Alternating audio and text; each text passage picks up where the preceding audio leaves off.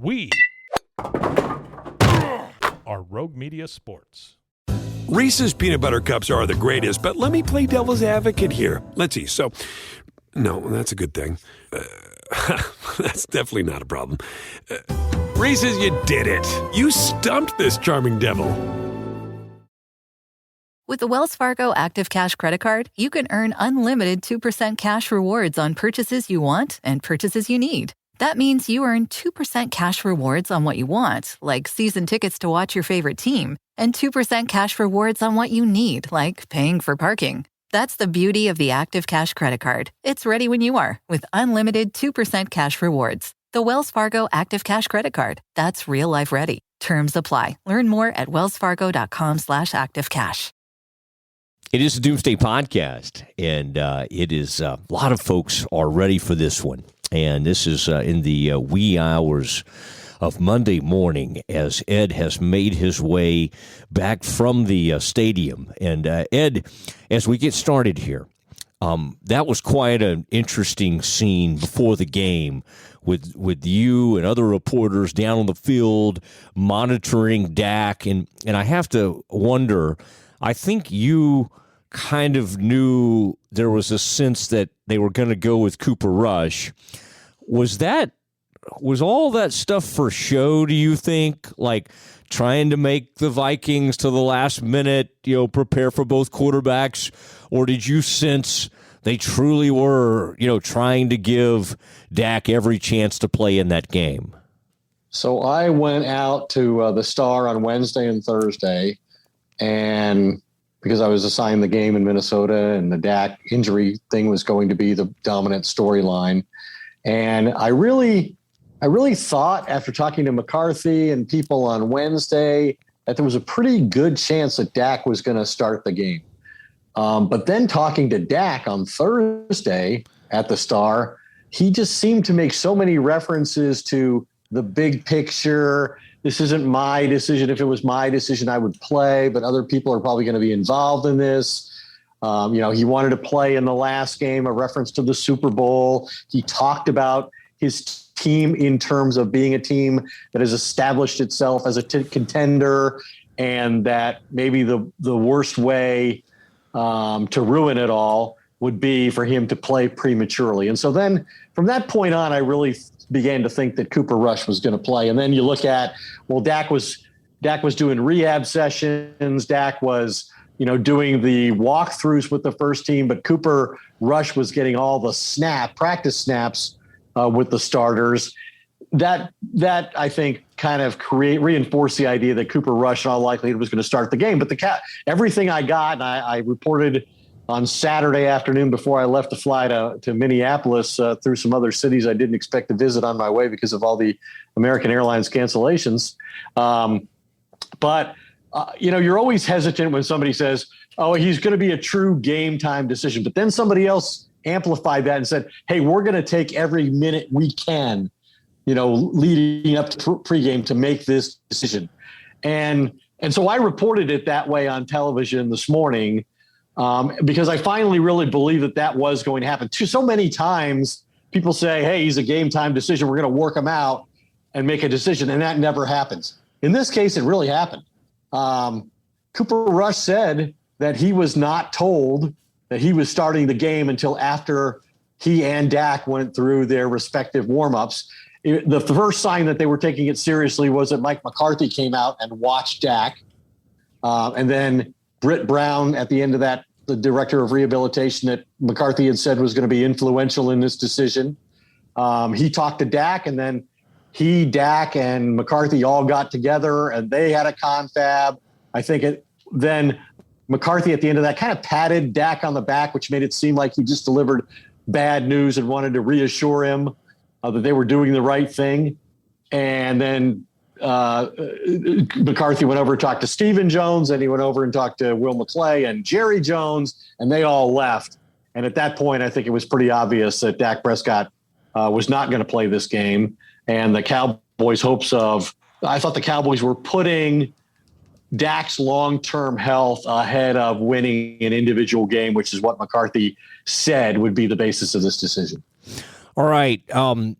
lots more to come, and also our grades with Glenn Stretch Smith.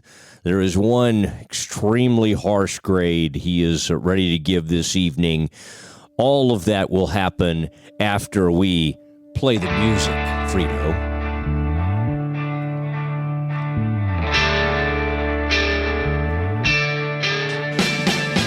All right, it is Doomsday Podcast, and Ed is in Minneapolis. Ed, by the way, the atmosphere for years, it was over there at the Metrodome. They're now in that new facility. You've now been to the new stadium there in Los Angeles, seen what that's like with an actual crowd in there. Although some of these places have been very pro-Cowboys crowd. What does this place? I never minded going to the Metrodome, partially because same thing about I like going to see games in Detroit because they let the media kind of sit out a little bit with the fans in a sense. Those particular buildings, you felt like you were a little more out there and could hear the atmosphere a little better. What is this experience like? Well, I thought the Metrodome, and I covered a lot of games here because I was a Brett Favre guy, and he played 2 seasons here. In fact, I was in the parking lot reporting live when the dome collapsed, and the Vikings game had to be moved to Detroit the following Monday. But I always thought the Metrodome was really dark and excessively loud. The new stadium, I think, is in the daytime, there's so much glass in it that it almost looks like the game's being played outdoors. Obviously not the case tonight because it was dark outside, but I think it's big. It's impressive. It looks good on television. The lighting is outstanding. The crowd was loud, but I think there was a fair number of Cowboy fans again at this game, as we've seen really, throughout the season as they build this momentum and, have now reached 6-1. So while playing in the environment on the road against a good defense with your backup quarterback is less than ideal, the crowd element of it wasn't the hostility that you might ordinarily have to deal with, but it was still challenging, I think. But I was really impressed with how well the Cowboys got in and out of the huddle, how well he got the play in. The coaches got the plays in. They always seemed like they were operating with a great deal of confidence and control, and everybody knew what was going on all the time, despite all of those difficult elements that you face when you play on the road. Ed, I didn't think when it was 10-3 even at halftime, they did a good job of holding him to that field goal before the half. But I just didn't think Cooper Rush, to me, there were some decent moments, but mostly bad moments. And I just didn't think they were going to win that game. I just didn't think he was really going to give them any chance. And that it's kind of remarkable what they were able to pull off in the second half. I think the first thing that comes to mind is that Cedric Wilson hitting that quickly in that 73-yard touchdown where Wilson kind of juked a couple of guys there at the end. But that throw, Ed, it was just like we saw that bad interception. It was a tip ball, but it was really a poor throw. There were some throws behind receivers. I didn't think Rush was really in that good of a rhythm. And then all of a sudden, boom, he hits that, and I felt like that just gave him great confidence throughout the rest of the game. But in thinking about like great moments in Kellen Moore's assistant coaching career, he'll soon be a head coach, but this has to be pretty high up there to get this guy ready. And I think as Cowboys observers, and I think Cowboys fans are like this too. Recently, we've seen Dalton, who's kind of okay, and then DiNucci, that was embarrassing, and then Gilbert almost got him a win, but we're just sort of conditioned not to expect that much from backups. But this guy gets the job done. It was, I would say, when you look back on the season, whatever happens, if they do end up having a great season, I think this ends up being a pretty important win. Yeah, and, the Vikings were the first opponent that the Cowboys defeated last season with a backup quarterback after Dak Prescott's season-ending ankle injury. So that makes it 2 times in a row. But, like you said, last year, that was a veteran quarterback in Andy Dalton. It wasn't Cooper Rush making his first NFL start. And it was at an empty stadium here in Minnesota, not, one of the loudest venues in the league. And, I think when you don't have your starting quarterback, you have to kind of create a different kind of game. One you can win. The Cowboys knew, they scored 35 points, 5 weeks in a row with Dak Prescott. They knew they weren't going to score like that. And so if they let the Vikings score that way, it was going to be an impossible situation.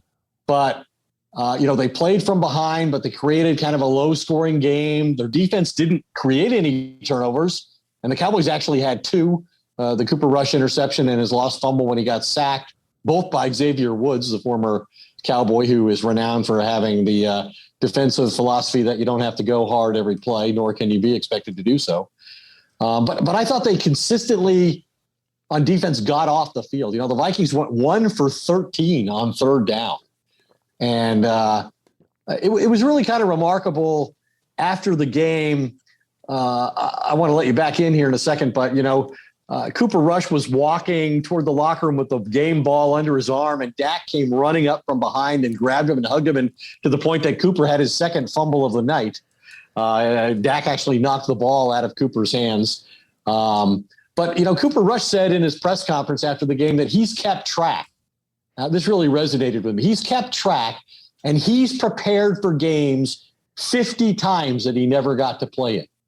He first signed in 2017 as an undrafted free agent, started his first game tonight for Prescott, had been released by the Cowboys, signed and cut by the Giants, returned to Dallas last year when Dalton got hurt. And last year, remember, when Prescott was hurt, the Cowboys started 4 different quarterbacks, and Cooper Rush was not one of them. And then he went to training camp, and the expectation was he's going to get beat out by Garrett Gilbert. And that didn't happen. He made the team, and tonight gets his first win with his family there. It was kind of a unique scene. It was, and I think the thought was, well, they're going to have to lean on the running game, and they end up rushing for 78 yards, and obviously he throws for 325 yards, 2 touchdowns, had the one interception, was sacked 3 times. Ed, that was a interesting stat, wasn't it? The first time since I think there have been 2 Cowboys that in their first starts threw for over 300 yards. Right. And the other one was Gary Hogeboom, who also played at Central Michigan. I mean, that is Hogeboom's was in 1984. Yeah. That's how long it's been. Yeah. Yeah, which would have been about the time that Coach Landry, and he called him, like, he was kind of nervous, I think, when he made that announcement. He was going to start him over Danny White, and so he called him, I think, Hogan Bloom at the time. Well, yeah, and you mentioned Cooper Rush's stats, and you can't compare him to every Cowboys quarterback in their first start because some of these guys started week 1 as rookies like Dak did. Romo, though, who waited to play, threw for 270 yards in his first career start. Dak, who started game 1 of his rookie year, 227 yards. Roger Staubach, 220 yards. And Troy Aikman, 3-time Super Bowl winning Hall of Fame quarterback, had 180 yards in his first NFL start. So, like I said, you can't compare them all the same. He probably is more similar to Romo in the sense of how long he waited to actually get a start. So, like he said, he's been around the team. Kellen Moore went to him before the game and said, look, just run the plays. It's the same. They're the same plays that you're familiar with since 2017. Don't make it bigger than it is. And, Rush said he tried to keep it simple. He said, I was fortunate that I got to go out with so many other great players. I mean, great offensive line, great receivers, great, really good tight ends, one of the best running backs in football. And so he had a great supporting cast. And, for much of the first half, I was reading on Twitter, a lot of people were criticizing the Cowboys for not having a better backup quarterback. And I sort of did that too this morning because I said it was like the one weakness on their offense appeared to be the backup quarterback.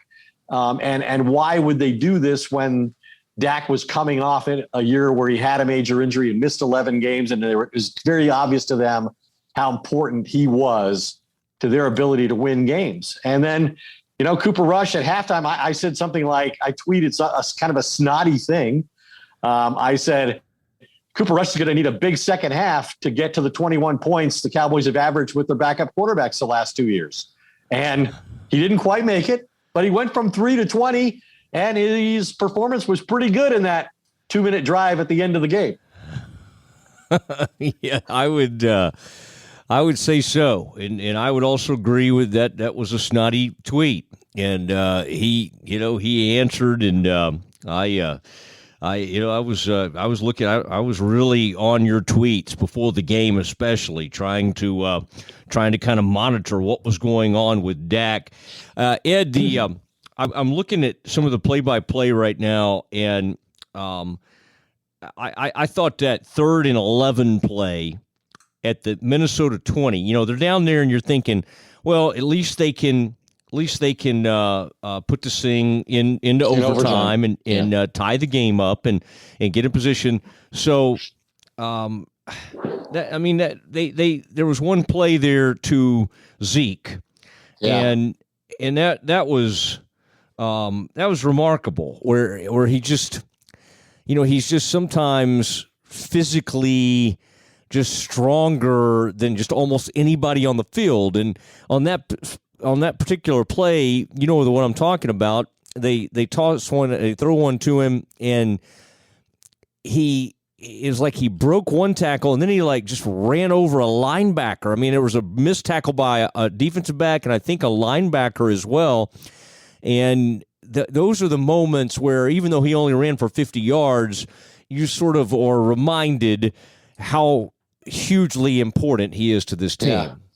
He's a fiercely competitive guy, and a lot of what he had to do tonight was pick up blitzing, linebackers and safeties, and sometimes he succeeded and sometimes he didn't. But he's always willing to try to win the game without having the ball in his hands. And on the play you're talking about, that was a pivotal moment in the game. It obviously set them up to win the game in regulation rather than be forced to play in overtime. And how about the Amari Cooper 33-yard balancing act catch? I mean, what a demonstration of elite level concentration. And then the touchdown catch, which was really a run pass option, but Cooper Rush saw that Amari Cooper was single covered and thought he would win man to man. But then to have the body control to get his feet down quickly like he did in that situation, just really remarkable, bunch of plays that allowed the Cowboys to succeed in the last minute and take the lead and ultimately win the game. And Ed, in conversations after the game, and I know you were working the locker room and you had a chance to talk to Amari, but I'm really kind of liking this. Amari basically said that on that touchdown play in the it was called like a double left, I think is what that play was, and CD, apparently, according to Amari, was really, really wanting the ball, and even said in the huddle, hey, Coop, you want me to take this one? And according to Cooper, he said, hell no. and he made the play and got the touchdown, and it was a beautiful catch, and then he held it against his body to make that catch. And by the way, Ed, one of the things that at times he's been criticized for is, late in games, having some moments where physically he wasn't able to go. And there's maybe a Patriots game that comes to mind. There are a couple of games you would remember those that Chicago was a big one. Yeah. Yeah, they lost. Yeah. He was not able to be on the field. And in this particular game, on that last drive, he was over there and they had a tennis ball on his quad, and they were trying to rub that out, whatever he was suffering from, and yet he was able to go out there and make that huge play. So I mean, both he and CD had great games. I'm glad for CD's that for CD's sake that drop that could have ended up being third down, third down drop. But yeah, I mean, this is the second time that both Amari Cooper and CeeDee Lamb have gone over 100 yards in the same game this season. They also did it week 1 against the Bucs. They're the only receiver tandem in the NFL to do that twice so far this season.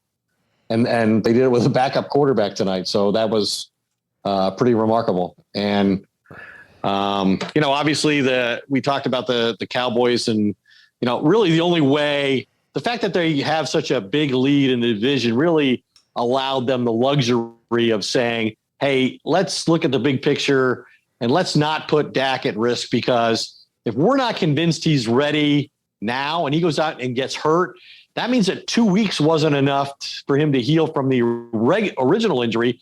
And now how long is he going to be out?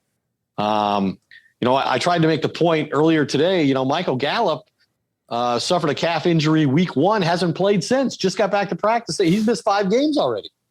And so if Dak were to aggravate his and it got to that level, you could have to play a month and a half or 2 months without Dak Prescott. And that's how you could lose the division. And you certainly wouldn't keep pace with the, 5 teams in the NFC that began today with a single loss, the Cowboys being one of those. So as it turned out, it was, they were able to win the game, retain their lead in the East, stay with the top front runners in the NFC, and protect Dak Prescott. Yeah, and I think in this case, he will be better for the stretch run because of this. They were willing to take this loss. Well, it didn't end up being a loss. Now, we'll remind you that there have been some quarterbacks like, Bridgewater that year with the Saints that had a really nice run. I can't remember if they went 4-0 or 5-0 when Breeze was out. And so I don't think the Cowboys are going to have to do that. But at least Rush showed that he can be a competent quarterback. And even at halftime, I was not really ready to say that. And then he answered the bell with that big throw. They were playing their safeties pretty wide. And I've gone back and watched that throw. He zipped that thing. He's not like a strong arm quarterback, I don't feel like. But, he ripped that ball to Cedric Wilson. And that just changed the whole complexion of the game. And it was almost kind of like the Vikings went into a little bit of a funk after that. That thing got into just a messy little field goal kicking game after that. And then the Cowboys go down. Think about that. You've got a guy that's got to lead you down the field from his own 20 or whatever to go, not to try to tie a game, but he goes down there and wins the game. And I think that's why everybody was so excited. Not only the Joneses, but I don't know if you could look up there and see the TV, but it was fun to see Cooper Rush's family in their number 10 jerseys, and they were having a big time. All right, Ed, I do want to say one of our new sponsors is Goodness Steak Seasoning.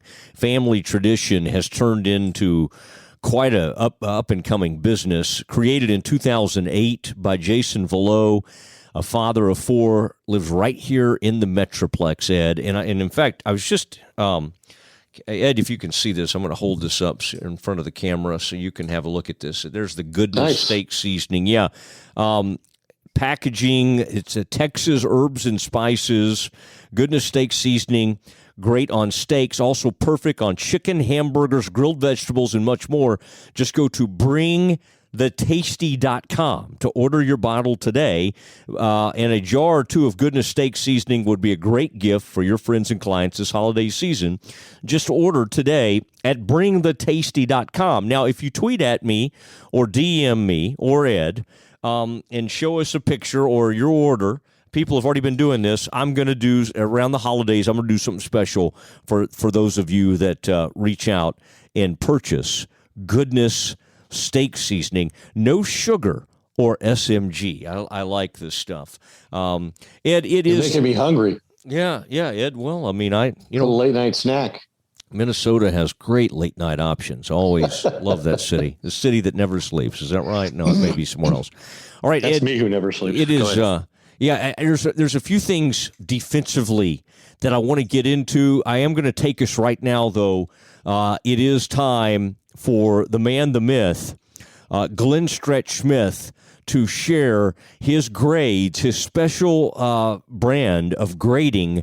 And once again, He is very, very upset with everyone's favorite special teams coach. Here is our interview with Glenn Stretch Smith. All right, it is time for Stretch Plays with our man Glenn Stretch Smith, former Cowboys coach and scout, joining us on the Doomsday podcast as he does every Sunday. A miraculous win for the Cowboys. They win this thing 2016. And Stretch, let's start on that defense. I mean, just a remarkable performance. They're down 10-3. Vikings go down there and score right away. You thought, oh, my gosh, there's no way they're going to be able to keep up with them. And really, they didn't do much the rest of the game.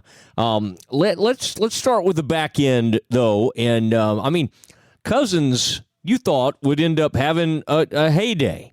And this defense did a tremendous job. Start kind of with the back end of this defense and go from there on your grading. Here's the positive and the upside defensively overall. I think this team is getting better every week. Every week they're starting to expand on the scheme, do some things to me that really are showing a maturity level, a certain level of confidence in what they're seeing and what they're doing. When you look at the back end, I hated that they busted the coverage on the first touchdown. It really was. It was a busted coverage. You got to say, okay, we got to eliminate that. I thought you got a couple of PIs and a holding on Diggs. It was kind of I guess I don't like to kind of bang the officials, but what I see more than anything about this defense in the secondary is they always take great angles. They play with great leverage. When you see them come and tackle, when you see them cover, when you see them cut certain things off, they play with outstanding leverage, and that's the key. It really is the key to, hey, they're not very fast. I mean, everybody wants to, and I get it. I mean, Trayvon Diggs and the things he's done are phenomenal, but he is not some kind of blazer. They're not that fast, the guys. But what I love is the angles, the pursuit angles, always how they're coming downhill and they're always inside out. And to me, that speaks volumes about coaching and what they're doing, whether it's Al Harris or whoever's coaching the secondary or the other secondary coach right now. To me, I'm sure Quinn is involved with it, coaching that secondary. They take great angles. This group can't have the mental bust that they had to let Thielen run right through there. But I'm going to tell you what, great angles, give them a B+ and a job well done tonight. B+ for the secondary. And let's take a look at the linebackers. And Parsons had maybe his best game of the year. I mean, he was making all sorts of plays in space, and it seemed like tonight he was showing out a little bit. Yeah, and what I love is he's a guy that you can tell he's putting in the time. When I say putting in the time, he knows down in distance when they're going to throw screens. He understands when they're going to run draws. He understands fits, where to get in the defense, where he's supposed to be. I saw some good things tonight. Van Der Esch looks like he's kind of starting to show glimpses of what we used to see of him because he is down in there. Hey, I'm telling you, the linebackers are tonight, when you see how they played and see what they did, and then, of course, again, it is all centered around what Parsons can do, but they're dang good tacklers. That group, you'd have to watch 5 snaps of them and say, hey, right now that group is an A and playing at a very high level, and that's exactly what they got tonight. All right, some good hitting, and you're right.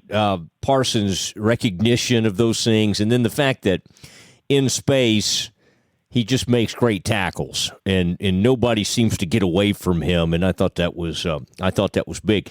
Okay, let's take a peek at the defensive line, and I know he had got a couple of really bad calls on him late. I saw McCarthy go down and try to calm him down a little bit, but Gregory has become a force And I go back and forth on this defense. I mean, some games you're like, well, Diggs is the best player. A lot of games you think maybe Gregory's the best player on this defense.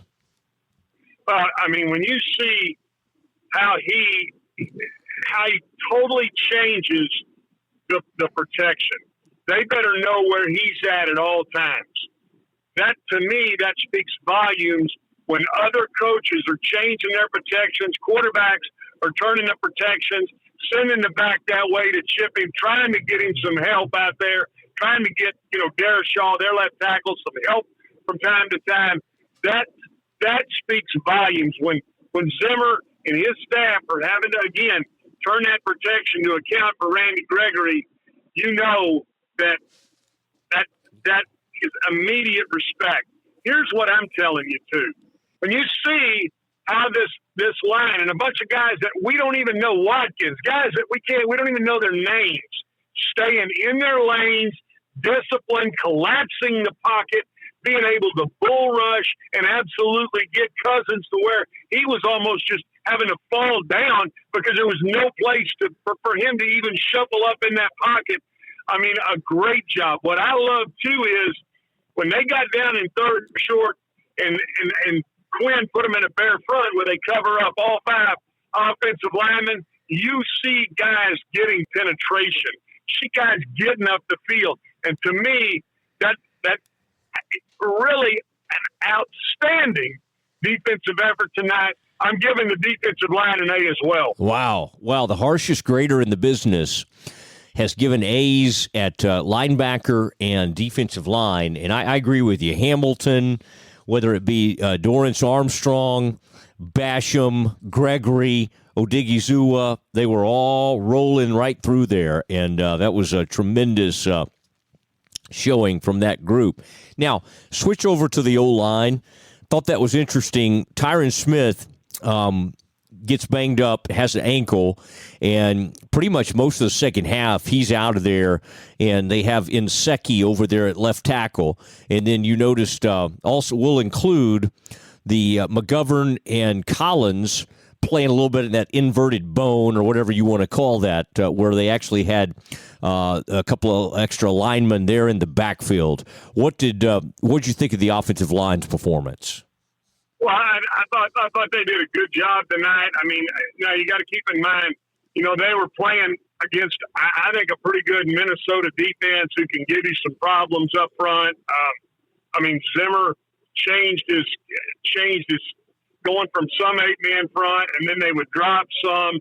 I really thought that the offensive line did a pretty decent job of kind of really trying to create some lanes to run the football. What I liked the most is what you talked about earlier. They're using their personnel to the best of their ability. And when I'm saying the best of their ability, you see La'el Collins and what a balanced guy he is. How he's not afraid to, get in that, you call it inverted. I kind of called it a flying wishbone. I had big flyers up there, big guys just going in and flying around and trying to hit somebody. I like that little scheme, and guess what? It's not going to surprise me to see them throw the ball off of that.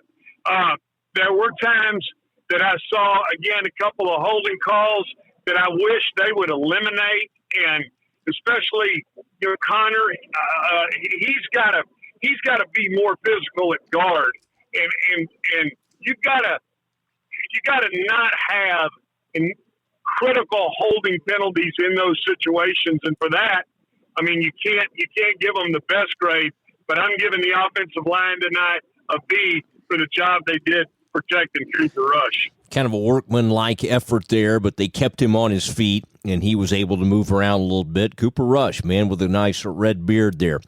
Okay, the wide receiver and tight end, Schultz has been really, really good. I didn't sense that Rush was quite as adept at using those tight ends as Dak was, but he certainly, with Amari and CD, he obviously felt really good throwing to those guys. What did you think about the wide receivers? Well, I'm going to start with the tight ends. I saw some things tonight out of Schultz blocking the edge that I didn't think I'd ever see. I was very critical when they took him out of Stanford. I thought he couldn't block me in a phone booth. Well, you know what? He's gotten better. He's gotten better with his hands, with his initial step off the ball, the angles that he takes. I think Jarwin is a decent blocking tight end. We saw Sprinkle come in the game tonight. They played a few 3 tight ends looks. So tight ends wise, blocking at the line of scrimmage, they did a pretty decent job. I think Cooper Rush is not very comfortable with booting and getting outside and throwing those flat routes. I mean, the play before he hit Wilson for the touchdown, literally he runs a play action boot out the right side, and he is wide open. The tight end is wide open in the flat. He throws the ball down around his feet. So a lot of that is feel. A lot of that is getting used to. But again, to me, when you see the tight ends run their routes and know how to run those stick routes, they do a good job of that. Receivers, I was really disappointed. CD had an opportunity to catch that slant, and when you're in there with a quarterback like that, you got to catch that ball and get it up the field. I saw Wilson tonight was awesome. I mean, to make the throw he made on the reverse pass, to see Amari Cooper over there and he's rolling his hamstring out with a softball, to see him come back in and then catch the fade. I mean, it was really – it's so refreshing to watch this group and watch them as a group because, I mean, literally it is a group, and it's hard to believe they're still missing, I mean, Gallup, who's a hell of a wide receiver. So right now that group, the tight ends, what they're doing in the passing game, how they're blocking, the things that they're doing all together in this game, I gave them a B again because of the drop by CD in that critical situation. But they're playing really well as a group. All right, the running backs, I thought Pollard missed a blitz pickup on that fumble in there, and I don't know what Connor Williams was doing. He almost looked like they weren't going to allow him to jump on that thing. I love the center, by the way, caught a ball tonight on a tip ball and then kind of handed it off to the tight end. I really kind of like what he showed. But, you know, you're a huge fan of Zeke. Zeke had one of those moments tonight that was just, you know, there's only a few backs that can make that play, where on a huge play, he just ran over some dudes. And it's just, that was just such a, our guy is way better than your guy's moment. And it happened at the biggest time of the game. And he had a blitz pickup in the first half where he split a linebacker's chin. I mean, he come across and hit him right in the mouth. To me, he's so physical in the things that he can do. And again, there's there's always 3 or 4 plays in every NFL game that really dictate the flow of the game and really usually the outcome of the game. And so many times Zeke puts himself in that position. He is a hell of a football player. He's a great blocker. He has great understanding of what to do, when to do it, where to go. Pollard has got to understand you cannot cut a guy loose on that side when you're inside out. When I'm saying you're inside out, you saw the 3 technique, you saw the 5 technique, and he saw Xavier Woods over there. You got to come all the way over there and hit Xavier Woods in that situation. You cannot turn him scot-free and let him just drill your quarterback for what I thought was going to be a game-changing play at the time, and a fumble that Minnesota was able to get on. I'm dinging Pollard for that. You got to know better than that. I think he'll tell you, I got to know better than that, and to go inside out on that. I'm giving that group a B as well, Matt. But they got to. Pollard has got to get better if they're going to keep him in there in those third down situations from a blitz pickup standpoint. I am amazed that Pollard, who's known as the quick, flashy back, seems to be so good at yards after contact, and some of those stats are pretty remarkable with him because you don't always think of him as being that guy, but he's good at keeping his balance. Okay, let's talk about Cooper Rush. He's going to get a lot of the attention, and this is a huge moment for him. Let's hope we don't see him again. this season, but a tremendous night for him. And this may very well be the peak of his NFL career. And if that happens, then that's just fine. What did you make of his play? Again, he's a guy that doesn't have a lot of velocity on the ball. He's not gonna drive it down the field and awe you with his arm. He's not gonna really spin it, tight windows. He's not gonna do that. But what I did like tonight that I saw of him was he was able to manage the football game. He was able to get his team in the correct plays. He was able to, and he threw the ball away in some situations. He made a really bad read right there in the first half, but they've got the tight end running up the seam right into a cover 2 look, and he throws a pick. It was a really poor ball. But when you see what he did to get his team in a position to go and win a football game, it really is remarkable. And then he made a couple of nice throws. Again, it was really an eerie feeling to watch it. Of course, with it being Halloween night and all the things that are going on, you're just like, God, that ball, it feels like it would sit in the air and at times forever. And then he would go out there and, like I said, on that boot, and he threw it almost into the shoestrings of the tight end, and then he makes a great throw on the touchdown, on the first touchdown. Managing the game-wise, good job. He practiced with the ones all week. You could tell he got the reps. You could tell he was somewhat comfortable. There were times when the play clock looked like it was going to expire, and he would kind of get it off. And so you got to give him some credit in those situations for managing the football game.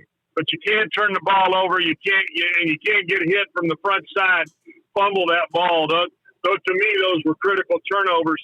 Bottom line was he got it done, made the throw when they won the football game, and I'll give him a B for that as well.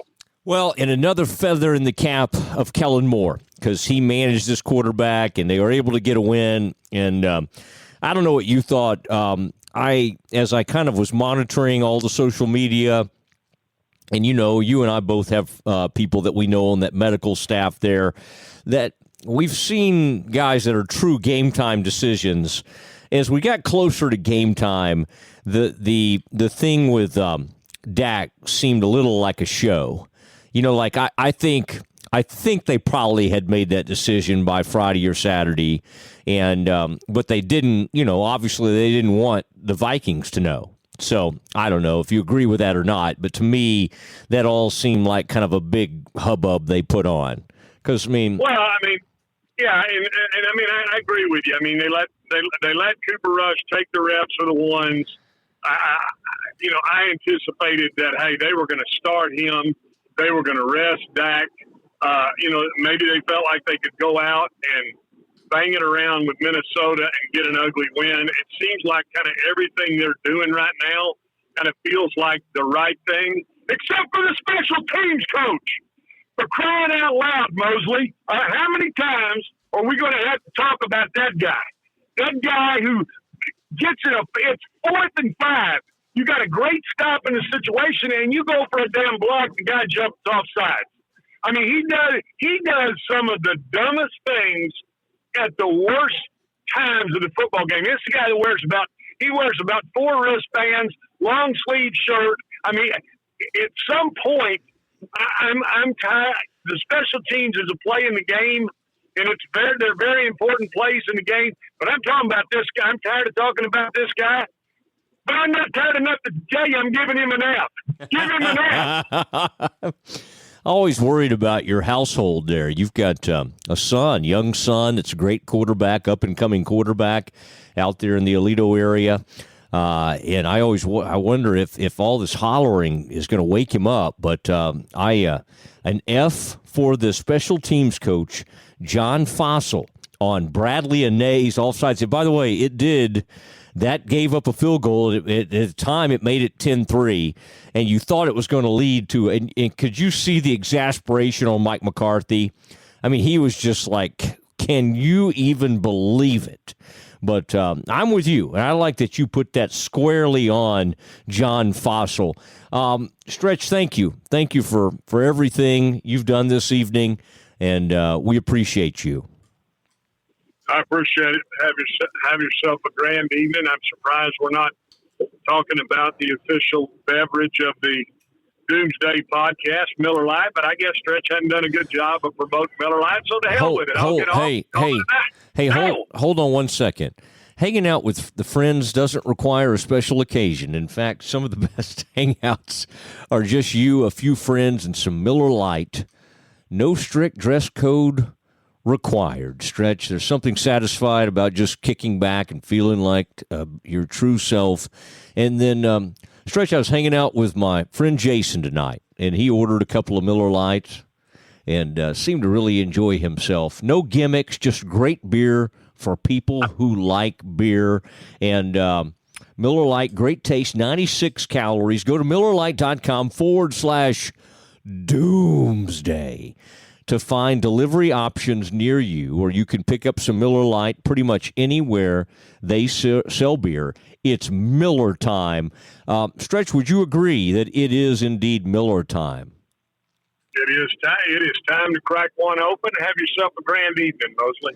Celebrate responsibly. Miller Brewing Company, Milwaukee, Wisconsin. 96 calories and 3.2 carbs per 12 ounces. The official beer of Glenn Stretch Smith. And Ed, the F was given there to John Fossil, and it was for that Bradley Ane. And I think Stretch's contention was that he was sending him to try to block that punt. That's why he took off, and so I don't know if it's totally fair to put all that on John Fossil, but at the time it happened, Ed, that did look like it was going to be a major problem because the defense had done a great job. It got off the field, and then on a 4th and 5, offsides. I mean, Ed, think about how many times over the last couple of years or few years, just plays like that. And then, oh, by the way, 3 more late in the game, 3 15-yard unnecessary roughness, penalties, late hit type things. And yet the Cowboys were able to overcome all this. Yeah, that's what seems so different about this team. Yeah, I think all along they've demonstrated the great talent that they have on their frontline players, but beyond that they have unique depth. They've been playing at a disadvantage. They haven't had DeMarcus Lawrence. They haven't had that's the highest paid defensive player in franchise history. They haven't had Michael Gallup, who was a clear ability to be a number 2 receiver at worst. In fact, that big pass play that you were talking about that tied the game at 10 on the first possession of the second half with Cooper Rush throwing it to Cedric Wilson. In that moment, it kind of typified what this team is all about. They talk about the brotherhood and all that. But they didn't have either one of their week 1 starting tackles at that time. Tyron Smith was also out of the game on the left side. Their backup quarterback throws a touchdown pass, their longest in 3 years, to a guy who was a number 4 receiver when the season started. And all that happens in that moment to tie a game for them on the road in a hostile environment. So it is pretty remarkable. And, I don't think I think the defense was impressive in, like I said, they won on 3rd down. They didn't create short fields. I would have thought that they would have needed to create some short fields. Instead, I thought really Cooper Rush was playing on a long field almost all night long. Almost always their drive started at the 20 or worse than that. So they very rarely had good field position. You talk about they overcame those penalties in the 4th quarter. They overcame the missed field goal early in the game. They did overcome the offside that created another set of downs that the Vikings turned into not 7 points, but 3. So the defense minimized the damage in certain situations. So McCarthy's talked about, complementary football. I think that's what we saw again tonight. And he talked tonight about, hey, this was the greatest adversity that we've faced yet. I mean, that's really 2 road games in a row where they've overcome an awful lot. Going up to New England where they had never won and beating the greatest coach in the history of the game, something they'd never done. And again, overcoming the adversity of having the game tied in the final couple minutes and then winning in overtime. Yeah, I think this team's got some character. It's got some character that they haven't always had. And I think it starts with number 4, whether he's playing or he's coaching like he was tonight. Yeah, he had the headset on, and I like what you said earlier. He came racing in there. I think he was very happy for Rush, and then I think he has a great shot at playing next week. And I just, when you look at the NFC and the one team they lost to did not perform well today and got beat by a team that had to be led by Trevor Siemian. And Ed, you're a guy that's had some connection over the years, and you have homes in Colorado, so you're familiar with Siemian. But I mean, there's another backup. Wasn't today an interesting, by the way? Mike White, as you noted, was drafted by the Cowboys in the 5th round.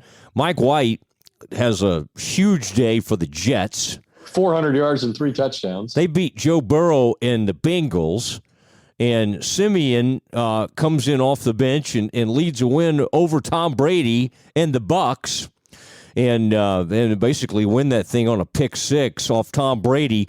And so it was a great day for backups. And it is funny Geno Smith won, too, as a backup for Russell Wilson in Seattle. So at least 4 backup quarterbacks won, and Cooper Rush was one of them. And, to kind of maybe put things in perspective about how hard it is to win with a backup quarterback, Mike McCarthy's record since 2017 without his starting quarterback going into the game tonight, 7-13. He was 3-6 without Aaron Rodgers and 4-7 without Dak Prescott. So now he's 8-13. So it's never an easy thing when you have a great quarterback to lose him. And obviously part of building the roster is having a quality backup. And we didn't know if the Cowboys had a quality backup, but I think now we have a better sense that they're capable of winning a game here and there, if necessary, without Dak Prescott, with Cooper Rush, who you would assume would play even better the next time, as he's had this experience tonight. But, I talked to Mike Zimmer during the week, our old friend, former, 13-year assistant coach in Dallas, now the head coach in Minnesota.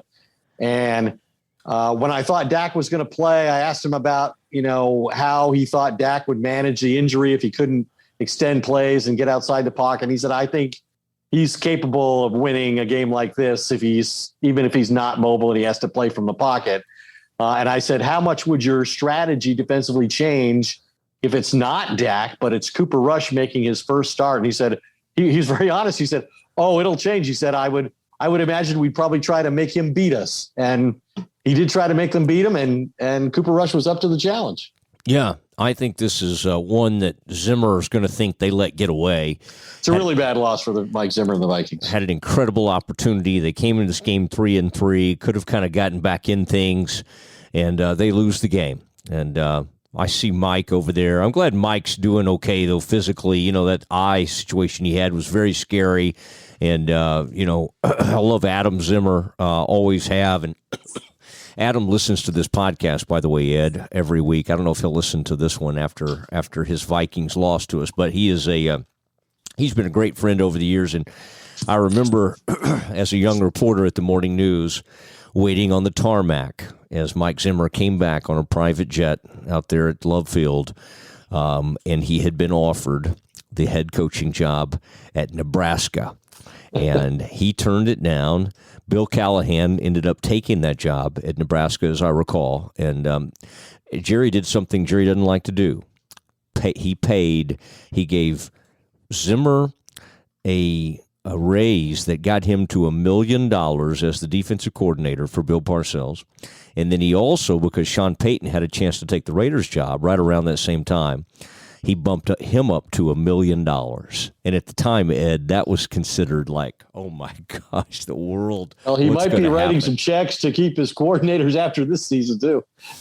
He might have to. Dan Quinn and Kellen Moore might be deserving of raises to turn down potential head coaching jobs elsewhere. But that's not a concern for Jerry today. Jerry's feeling pretty good from what I saw as he was leaving the locker room tonight. Did he seem like he had a pep in his step? He had plenty of pep in his step. All right, Ed. Cowboys now, Denver, obviously that I'm looking down the road, Thanksgiving, that's the Raiders. They got Denver, come in. they got Atlanta. The Atlanta next two games are at home, noon starts. Yeah. The Broncos obviously beat the Washington football team today, which did a service for the Cowboys in the division standings. The Broncos are a team. They didn't have Von Miller today, one of the great pass rushers, and there's been some speculation that if Denver had lost today, right before the trading deadline, maybe they would move him to he's in the last year of his contract. He's like 33 years old. He's had some injuries recently, but one of the really great pass rushers. Maybe they would move him to a contender. And Dallas was among the teams mentioned, although Jerry had said this week that he did not see adding any pass rush help, knowing that he's got DeMarcus Lawrence coming back sometime eventually. But yeah, Denver's a good team on defense. They spent a lot of money on their secondary. Probably hasn't played as well as they had hoped. They're very limited on offense in terms of their ability to score points. They got Jerry Jeudy back today, but they don't have CJ Hamler, who was their big vertical threat. And, you know, Teddy Bridgewater now, they really, I know talking to John Elway before the draft, that his frustration has just been so enormous about ever since Peyton Manning retired. This team can't score points. They score 20 points on average every week, and that's not going to be near enough against Dallas if Dak back. Yeah, I agree. And if I were you, I would take a quick trip to Denver to do a little research and see if you can figure out what's going on there. Ed, tremendous work this evening. Thank you for staying up late and heading over there. And I know exactly where you are in Minneapolis. It's a good city. Always this time of year, weather's starting to change a little bit. You don't want to be there at the end of November or into December, but this time of year it's fine. But Ed, thank you for everything, and look forward to talking to you soon. Yeah, I always love doing the Doomsday podcast after a great game, win or lose. It's always interesting to kind of dissect it and share the highlights and the behind the scenes. And hopefully we've been able to do that again for our listeners. I know, Ed, and the great thing is our listeners get revved up, especially after wins, and there's a ton of activity on Twitter. And now they have an expectation, and we put a lot of pressure on Frito. They want that thing out there as quickly as possible, and that's why I'm going to stop talking right now. Say good night, Matt. Good night, Matt. For Ed Werder and Mark Frito Friedman, Frito Nation Productions from far north Dallas. Good night, everybody.